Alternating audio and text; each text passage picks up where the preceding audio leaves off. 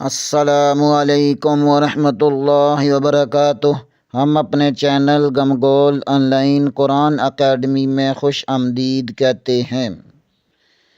اللہم صلی علی محمد وعلی آل محمد کما صلیت علی ابراہیم وعلی آل ابراہیم انک حمید مجید۔ اللہم بارک علی محمد وعلی آل محمد کما بارکت علی ابراہیم وعلی آل ابراہیم انک حمید مجید۔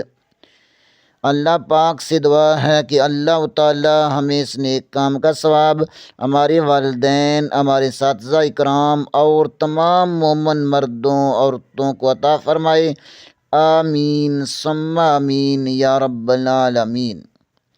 اعوذ باللہ من الشیطان الرجیم، بسم اللہ الرحمن الرحیم۔ آؤ تجوید سیکھیں کہ سبق نمبر 3 تجوید القرآن میں آج ہم حروف مفردات کے بارے میں پڑھیں گے۔ حروف مفردات کی تعریف۔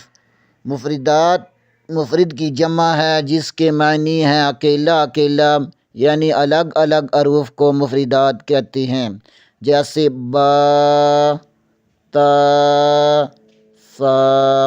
حروف مفردات کو حروف تہجی بھی کہتے ہیں۔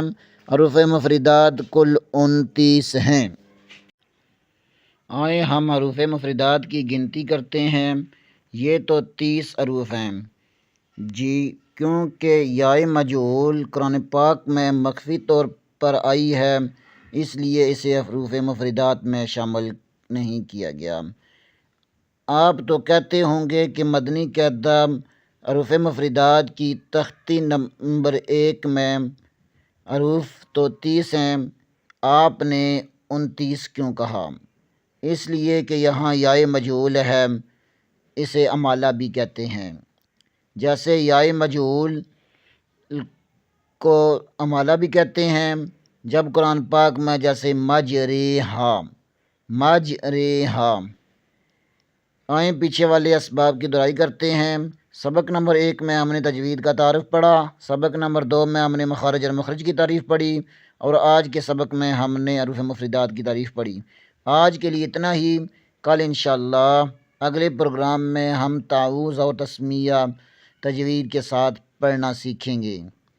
تب تک اجازت، دعاؤں میں یاد رکھیں۔ آپ حضرات سے اپیل ہے کہ پیچھے والے اسباب کی دہرائی کرتے ہیں۔ السلام علیکم۔